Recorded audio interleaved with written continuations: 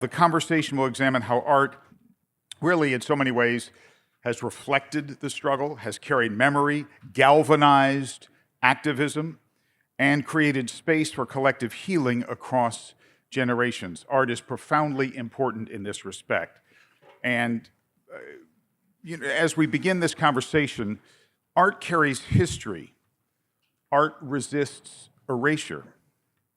Art heals, we know that. And today we're going to reflect on how creativity has responded to the AIDS crisis and continues to support social justice. So if our panelists are ready to please join me on stage, I would like to begin our discussion. And again, longtime activist Jahnell Butler, cultural leader in the ballroom community.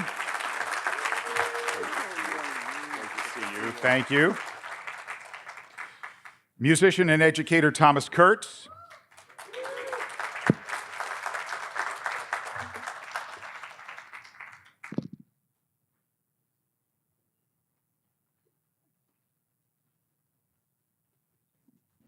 And also community film director Matt Nadel.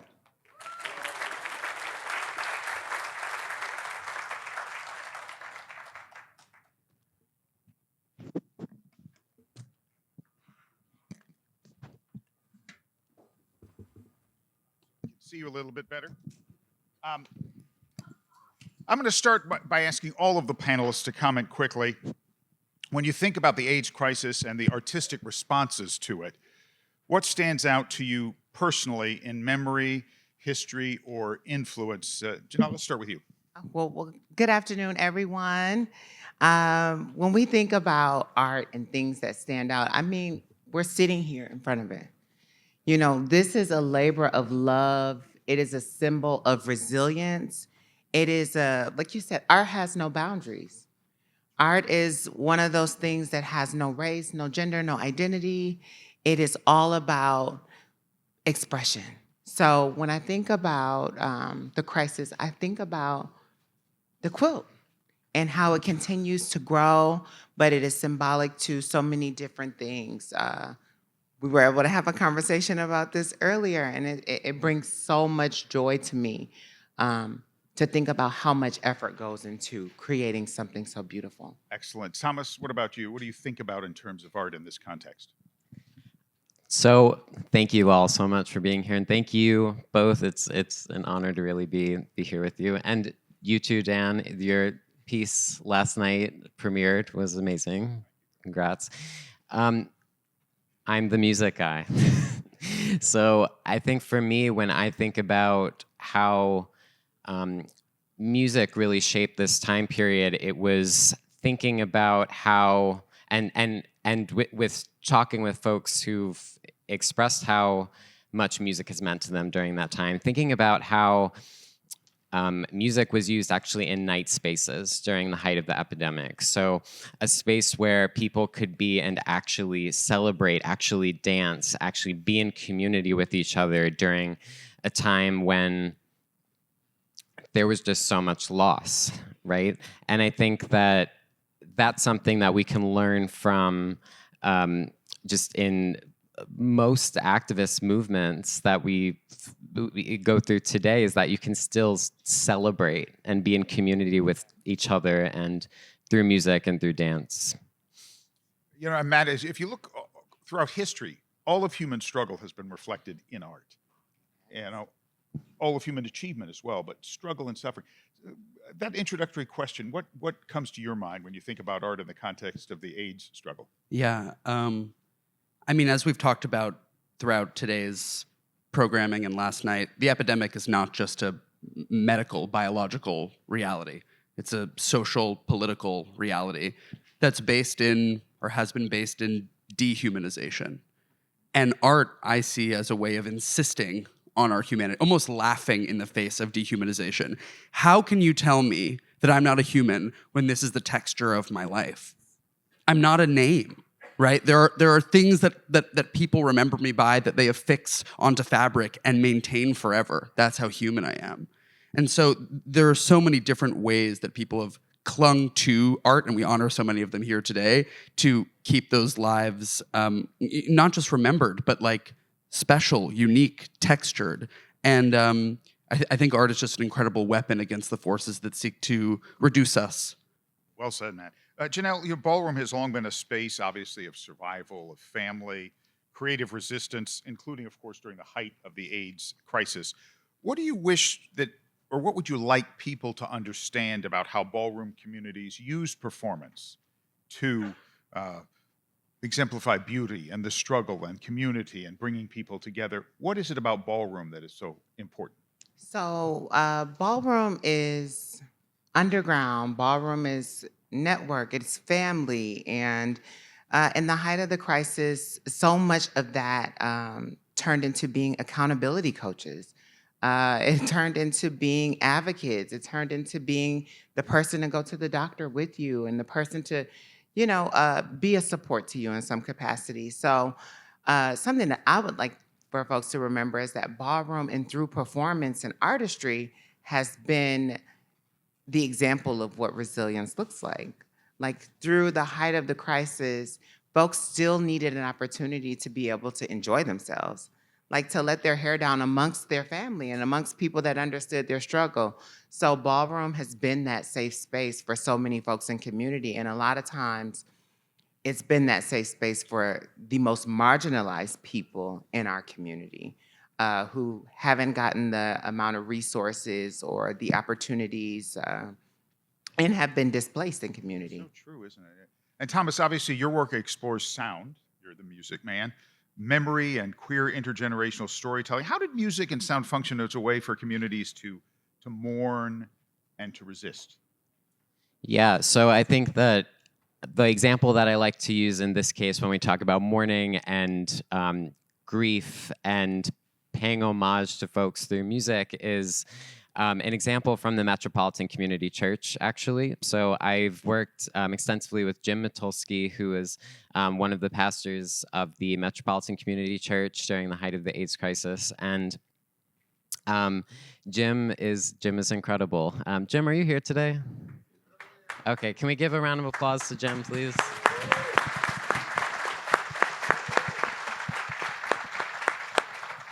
And so part of our little tour that we've been doing around town is speaking about the role of hymns and how hymns have played a role in social activism and expressing the struggles that people with AIDS were experiencing during the height of that crisis. And so if I can give an example of the ways that people would mourn for each other through music within the church, it would have to do with, one, recontextualizing traditional Christian hymns to not include any gender-exclusive language. So one thing that Jim made possible was taking an actual X-Acto knife in the hymn book and omitting any of the gender-exclusive language so that it became gender inclusive. And so all of the songs that were sung amongst the congregation could really be felt within everybody's individual identity.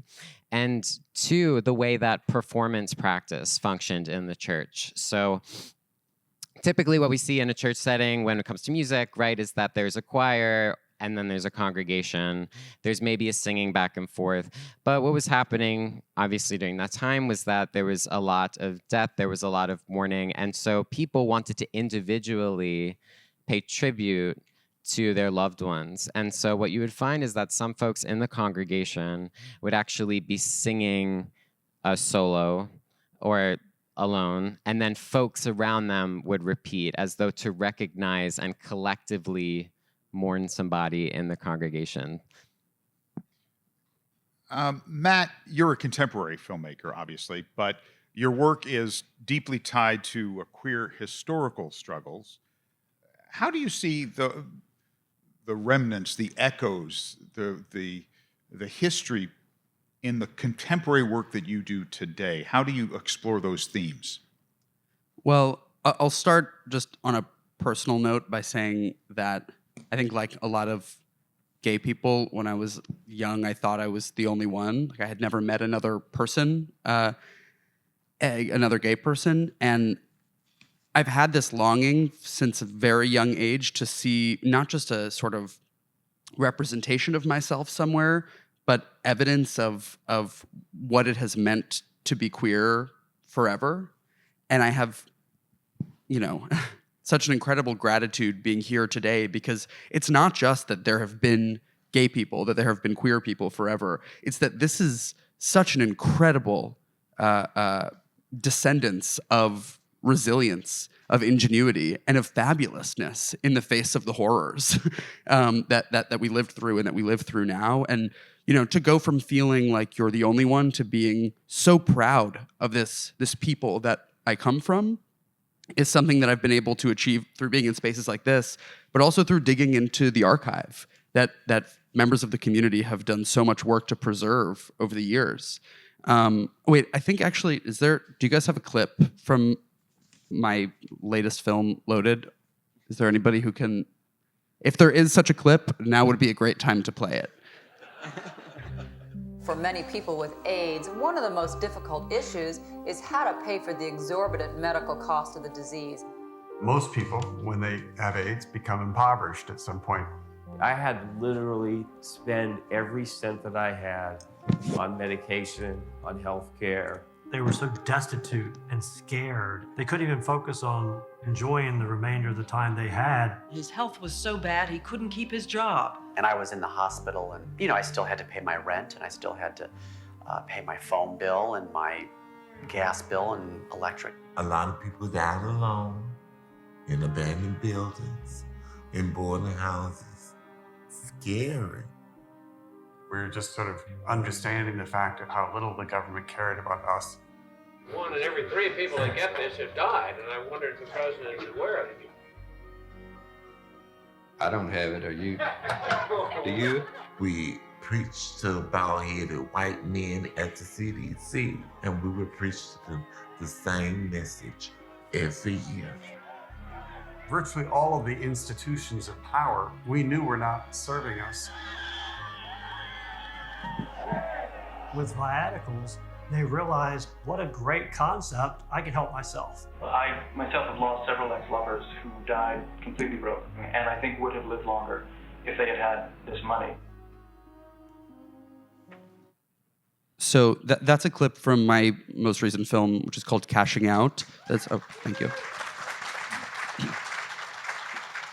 Which is about an industry that probably many of you know about, where people with AIDS who had life insurance policies could sell those life insurance policies to investors to get quick cash. It was essentially a bet on when people would die, which sounds really horrible until you remember the context that people were living in, where the government was doing so little, as you see in this clip, mocking the existence of AIDS and the question that a reporter made of a Reagan spokesperson to comment on it. And you remember that this was a moment where the community had to come together to provide for one another and to insist on that dignity and that humanity and joy in the face of that dehumanization. So I say all this to say the queer archive is this bastion of, you find so much particularity there, so we can resist being generalized and sentimentalized and get back into the specifics of this wasn't just the government is bad. It is a spokesperson from the Reagan administration laughing at a reporter who asks him to comment on the epidemic. It is an activist going to the CDC and protesting, the bald-headed white men. It is a person finding a solution that helps his lover reclaim some dignity in their final days, and we can see ourselves represented in that individual humanity. And incredibly powerful. Let's drill down a little bit more and talk about art, activism, and social justice today. In May of 2019, as you all know, the HIV/AIDS world lost its really most promising poet, advocate, author, singer, a young person living with AIDS, Mary Bowman, just 30 years old. As hard as that is to believe, just in 2019. That wasn't very long ago. Let me ask each of you, and Jahnell, I'll start with you again and just go down the list. Fast forward to today, where do you see artistic activism happening in ways that echo or maybe depart from the AIDS era, the AIDS crisis era? I think that there are a lot of historic ways that are continuing to build. There are also a lot of innovative ways. For example, one of the ways that I think continues to raise awareness and show up and have visibility is I had the great pleasure of being this year's 2025's Grand Marshal, Community Grand Marshal with SF Pride. And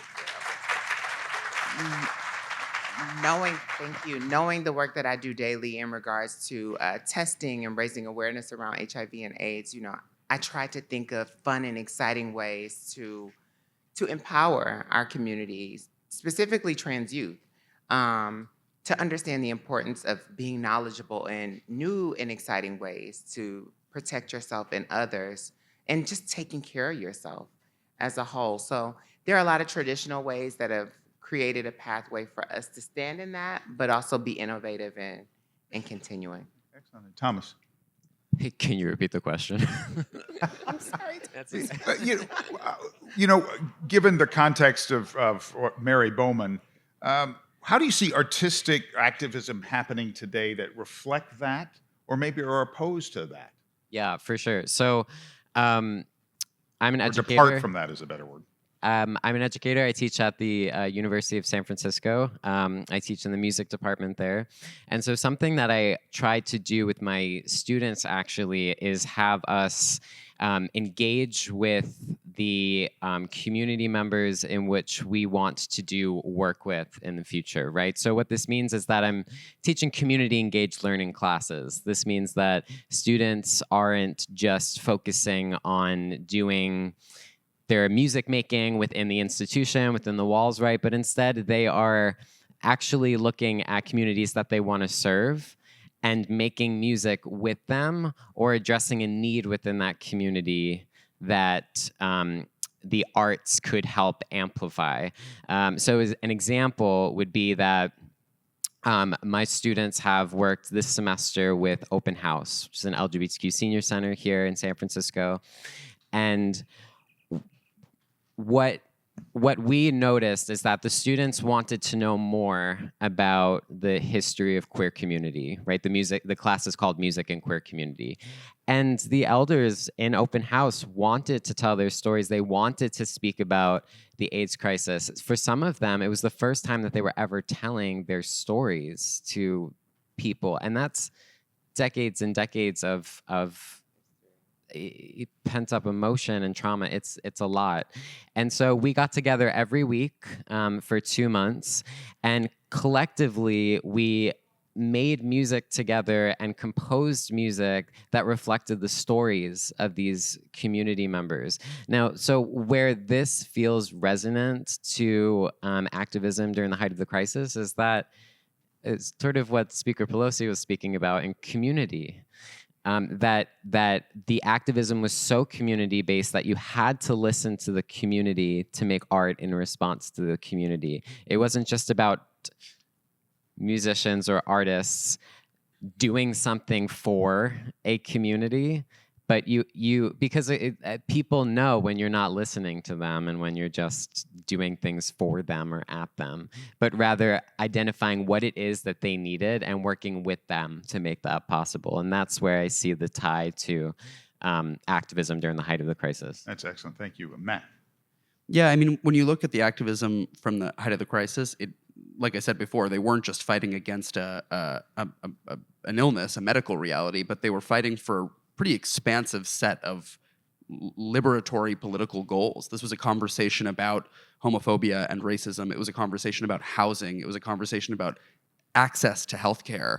And look at where we are now. I mean, we are trying to have those exact same conversations. So I see artists, especially in the midst of, people are being kicked off of the only form of healthcare that they've had access to for many years. And I see artists looking back at the epidemic not just as something to mourn, but as something to get really particular material political lessons from. I mean, these were incredibly, incredibly skilled activists who we have the privilege of learning from. So as we see the echoes of that history, of the ways that, we're being cut off from the resources we need, we can look back at how community was responding to and overcoming that as we design our strategy for how we're going to stand up as a community. So I think artists, and I count myself among them, are trying to channel those specific political lessons of like, how do you make it work as a community for each other, for yourself, when nobody's going to give it to you? Yeah, and make them relevant today. Those Absolutely. Thomas, your work, you touched on it, but just quickly, your work with younger artists and older LGBTQ plus community members, what does intergenerational artistic collaboration reveal about the continuity of the struggles and the evolution, really, that's the right word, evolution of queer art and activism? You touched on it, but just a little bit. Yeah. So I did touch upon it a little bit, that I work a lot with Open House. They're one of my community partners, along with the National AIDS Memorial, and my students contribute to that too. I look at my work in relationship to my teaching, and I look at the teaching in relationship to the work, because the teaching that I do is directly, informed by my work, but also those are the people who are going to keep amplifying these stories, right? And so it's really important that they're aware and understand the relevancy of those stories to their lives today, right? So what we noticed in doing these sessions with Open House is that there would be particular songs or sounds or instruments or artists or ways of being in musical relationship with each other that felt very similar for people, but also felt very different. And we were able to talk about that. So one example I'll give, and it's a fun example, is that we played bingo for our last session of this Open House workshop. And everyone loves bingo, right? But this was queer music bingo. So everybody was able to choose a song that most resonated with their identity, with their experiences, and we all learned about each other's songs in some capacity and what they meant to us. And also how they were forms of activism, because that's essentially what all of those songs were for everybody who talked about a song that was relevant for them. They were forms of activism because they helped them get through a really difficult time in their life, or helped another person get through a really difficult time in their life. And one song in particular was one I think that resonated with both the students and Open House folks, which was Somewhere Over the Rainbow. That was a song that everybody had a story about and everybody could talk about. And I mean, it's also fortuitous that, we have Wicked out now, and it's, everybody's knowing about it. But it's this example of how we can listen to a few notes of a song, a few seconds, and you have somebody who's 85 and somebody who's 18 both raising their hands and like, I know that song. Yeah, the power of music is just incredible, and it really is. Jahnell, the House of Jahnell leads through mentorship, mutual aid, and HIV awareness. What forms of activism are ballroom leaders carrying forward today, and what issues do you sort of highlight as the most important? I think that with most people in ballroom being from underserved communities, it's important for us to continue to connect with places like Gilead, and making sure that there's visibility for folks in our community, and understanding like we need to see folks that look like us to believe that it's possible. To relate. To relate, yeah. Having that is so important. So, ways to continue to advocate is continue to show up. And we'll go down the row. In fact, we'll start with you, Matt. In this seemingly very divided world and seemingly chaotic and confusing time, what role do you think art still must play? Your work is in film, but it's obviously vital. We know that. But what are the challenges? What are you being called to do? Well, one of the challenges, I think, is a generational one, because we're sitting at a moment when there are huge, huge swaths of our population, including my generation, who have never received a good education about the realities of the early epidemic. And how can we learn from the lessons of this difficult time if we don't even know them, if no one taught them to us? I mean, I went to a Florida public high school. I took lots of history classes, but none of them talked about the epidemic. I had to seek out that education on my own. And even when I did, it was like a pretty cursory, So for me, the biggest challenge in this moment is to say, okay, while we can still have these intergenerational conversations, how do we fill the rooms with young people who can take the torch of this history, understand the realities, not just level one, but the very specific material realities and political strategies that the community took up, so that when we're confronted with things like we're being confronted with now, we know what to do. We have our ancestors behind us. We have the guidance of the past. And but that's part of the reason that they don't want us to have this education.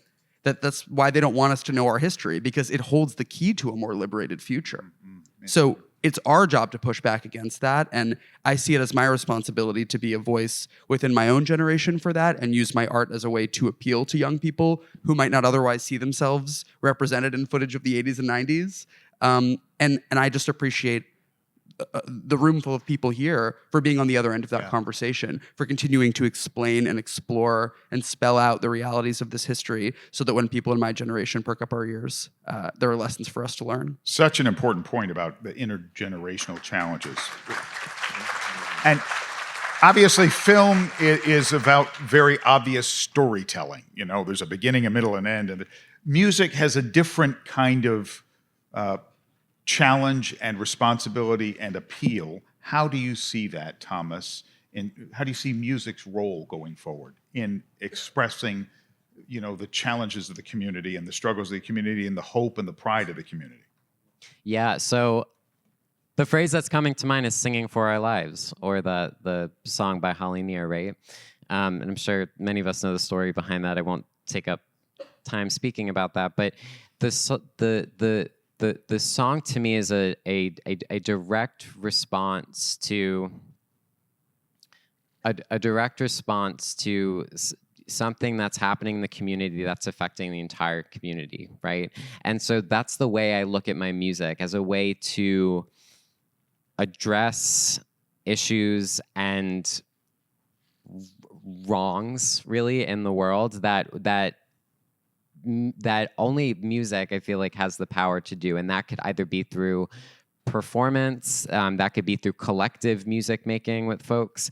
Yesterday, I helped produce the Light in the Grove event, the music that you heard. So all of that music, if anyone went on the website or anything, or any promotional materials, got to see that all of that music was written by composers who wrote those pieces in response to the crisis. So folks from the Society of Gay and Lesbian Composers that formed in 1982, I believe, original pieces that were, never before performed. And young people, ages 18 to 22, got to learn about that music and got to perform it, and then got to really put it in the context that it existed in. For me, and my work, that kind of music making is what fills my cup now. I was classically trained as a saxophonist through, all of my degrees. I did all the things, and I was, performing, in orchestras and stuff. But I didn't feel like my art was making the kind of impact that would be, transformative, frankly, and fulfilling. So that's what I try to instill in my students as well. Well, it's a cliche. We talk about music being the soundtrack of our lives, but it is. We mark moments, we mark time. It can uplift you. It can tap into grief. And certainly when it comes to the HIV and AIDS crisis, it has played a critical role in bringing people together, comforting them, inspiring them, motivating them. Jahnell, talk about that from the ballroom perspective. What is the role that it needs to play? Oh my goodness. So there's so many songs that are connected with memories, and I walk face in ballroom for any. And very similar to the Sisters of Indulgence, Perpetual Indulgence, we really pride ourselves on, our mission is community and building. So to get to the question, there are songs like The Sweetest Hangover by Diana Ross, and, You think about, house music and how it was developed and birthed, and a lot of it is through ballroom. So there's a ton of memories that are directly connected to categories, to emotions, to times, and Is there one moment in particular that just stands out that you could share? Not to put there's you on the so spot. many. It doesn't have to be the most, but moments. just so people can really relate. Is there something that really, a performance or a person or a feeling that captures? So I think about there's a moment, and I like to usually try to end on a more positive note, but this is a reality. I think about one of my children. There are a lot of testing efforts at balls. So folks have an opportunity to get tested, and then they come in, and you usually prepare for weeks as you're getting ready for whatever category you're walking. And I remember going with my son to get tested so we could get in the ball, and he got a reactive status. And I think about how resilient he was in that moment, and like compartmentalizing all of the emotions that came with that to still put on a great performance for his community. And there's a great deal of power in that. Yeah. And I think about, how much support he needed in that time, but how he was still able to be so strong and resilient in that moment. So That's a great example. Thank you for sharing that. That's perfect. We put you on the spot, and yes. nice work. Thomas, is there a musical moment or collaboration from your work that shows how creativity keeps queer and trans memory alive today? Yeah, so there's one moment that I'm thinking of in particular. For my doctorate degree, the dissertation that I wrote was around using music as a catalyst for social change during the HIV/AIDS crisis, specifically in San Francisco. So I was in Austin, Texas, doing that degree, and I would be traveling back and forth or Zoom interviewing with a lot of folks here in San Francisco. There was one story in particular from I obviously won't name them, but from somebody that I interviewed here, where he recalled a song that he heard from the AIDS Quilt songbook. So the AIDS Quilt songbook was conceived in 1992, similar to the Names Project, in which they planned for this songbook to keep evolving over time. And he recalled being in the audience for the premiere of the full song cycle from the AIDS Quilt songbook. And we listened to it together, and he was tearing up and telling me about the story of him and his partner and how much that song had meant for him. And I actually have the songbook here, and I'd like to play you just a little excerpt from the song. I was hoping you were going to do that with that saxophone up here.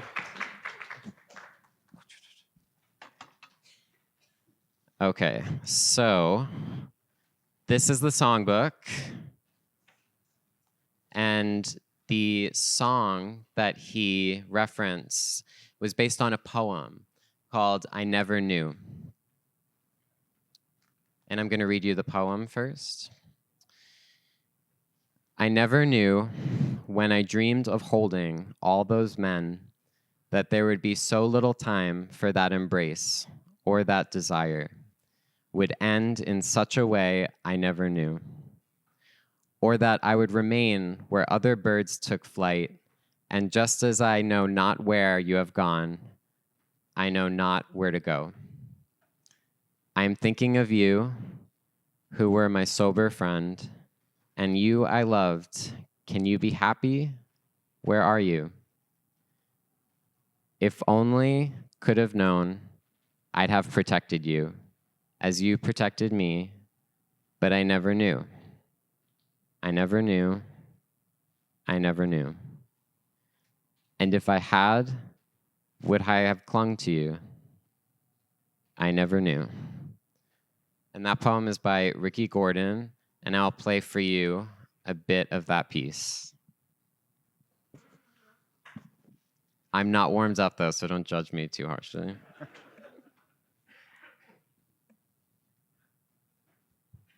That's what I say a lot when I sing. But I think we're in very good hands with you, Thomas. How old were you when you first started playing saxophone? 10. 10, okay. Yeah. It was 5th grade. They chose me to choose between choir, band, or theater. And I was like, well, that's an easy one for me. I'm not going to do theater, and I'm not going to sing. Thank you.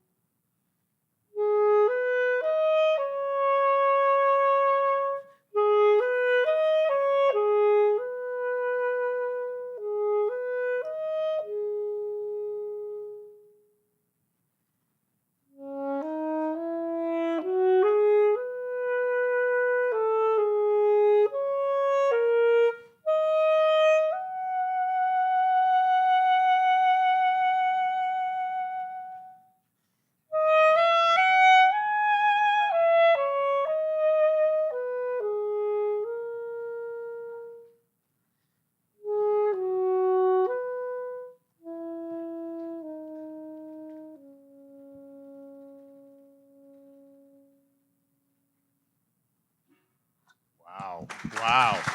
Thank you, Thomas. That's very nice.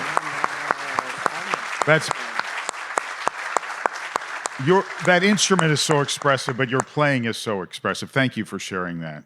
One more hand. That was terrific, wasn't it? Matt, we'll end with you. Is there a scene or idea from Cashing Out? You played a scene, but that speaks to the themes of crisis care or chosen family that feels especially relevant in this moment? And if you'd like to act it out, you can. I also didn't choose theater. It's hard to follow the saxophone. That was so beautiful. Yeah. What was your question? I know. I'm processing a lot Thomas right sort now. of stole the show here. Just quickly, is there a scene from Cashing Out that really speaks to this moment in time? Yes. In Cashing Out, there are 3 main, we call them participants in the documentary world, but I call them stars because that's what they are. Scott, Sean, and Dee Dee. And some of you may know Dee Dee Chambly. She's a legend. She's the first Black trans woman ever invited to the White House. And there's a moment where the 3 of them are together looking through these old letters and postcards from people who had sold their life insurance policies and were writing about the sort of last moments of joy that they'd been able to experience because of that. I went on a trip. I'm in Honolulu. I bought my dream house. I put my niece through college. And they're also talking about the trials of that moment. And Dee Dee says, I'm looking at these letters, which belonged to Scott. They'd been sent to him. And she said, I'm looking at these letters, and I feel like they're mine too, because my hurt and my pain is yours, and my joy is yours. The one thing that connects us all is pain, but also the one thing that connects us all is joy. And she was at a table in that moment in the film with 3 people, Scott and Sean and me, all white gay men. And she had every right to say to us, my pain is nothing like your pain. My pain is categorically different from your pain. And she did something very, very generous instead, which was to say, that thing at the base, the pain of feeling forgotten, the pain of feeling denied your dignity, but also the knowledge that you deserve more, that is a fundamentally human thing that we can all share and that can motivate us to come together in a collective action. So I think we need a little dose of Dee Dee's wisdom in this moment, that there's so much that we share when you boil it down. We share so much more. You know, what unites is far greater than what divides us. Absolutely. Well said. That's right.